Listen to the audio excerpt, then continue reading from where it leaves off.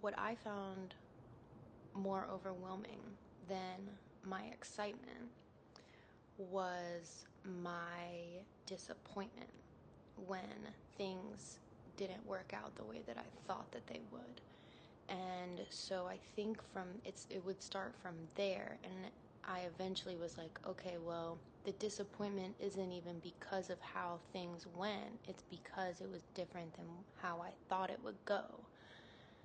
But I would say that knowing that I was, and maybe I didn't like the way it went, but I knew that that was the way it was supposed to go. You know, like for most of my life, I've at least known that like things happen for a reason. So that helped me narrow it down to it being my mindset of things.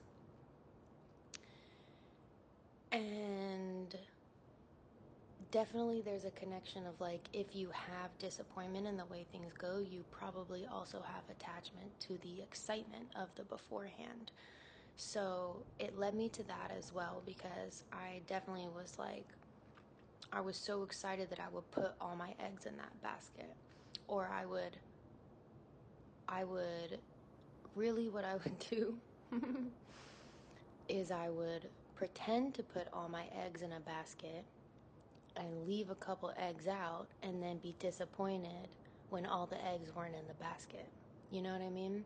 And it was like I was doing that to protect myself, but then that was causing that was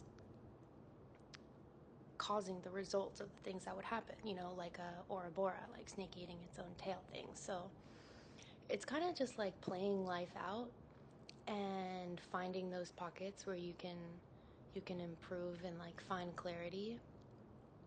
And so there's that part.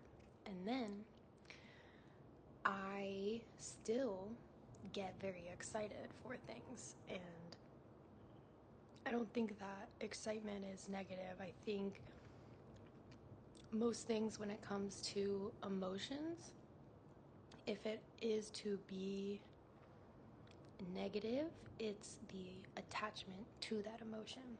So even like a lower vibration C emotion isn't necessarily negative if it's used as a reference for how you do want to live your life, and eventually can be and not even eventually, but through time and through each realization of that, those negative emotions can be transmuted into higher vibrational emotions.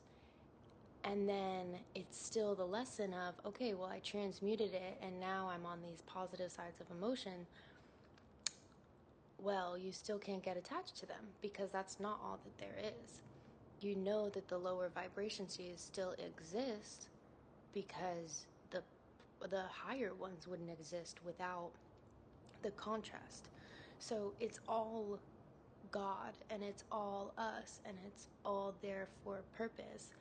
And that's why it's all reference. It's all just how you want to live your life. So, you know, one can be excited. Like, excitement in itself is raw and is fire and love. Embrace that, because that is a fire that drives you that's another force to drive you. So that's kind of my long drawn out answer, is like, excitement is beautiful, and it's a reference point to lead you to the things that you're trying to do and accomplish and be a part of. And just, you know, like, look within yourself, and as long as you're driving the bus and excitement isn't driving the bus, you know, like, you're good. Embrace it and welcome everything. Just know that you're the one driving the bus. And if you are the one driving the bus and in charge, then there's also no need to be overwhelmed, because you know that you have it. You're in control. You have this sense of awareness. You know that you could be more grounded.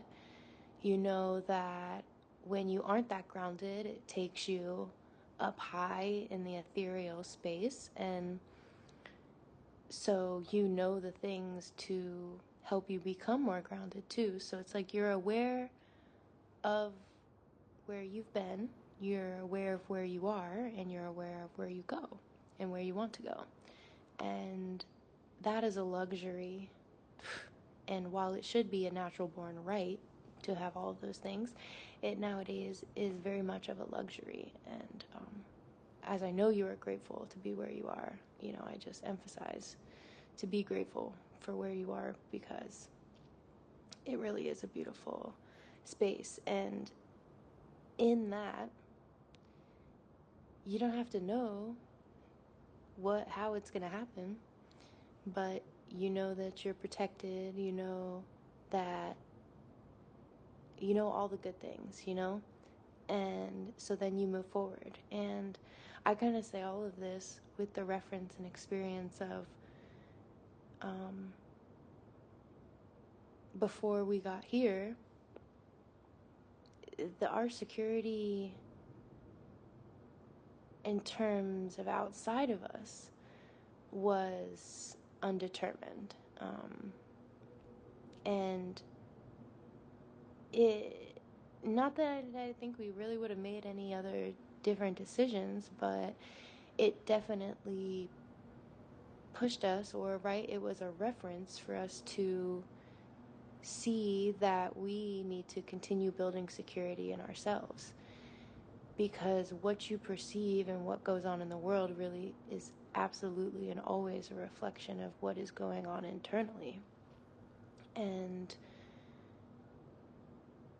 that's the process. Like, you know, like our cells are living and dying all the time, and therefore we are too. Our thoughts are, then our actions in these experiences, like, it's all about a life and death cycle. And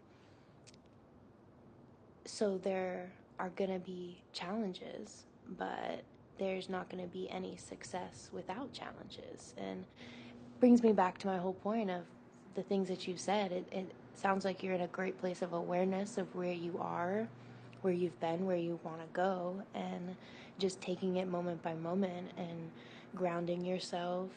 Okay, love you.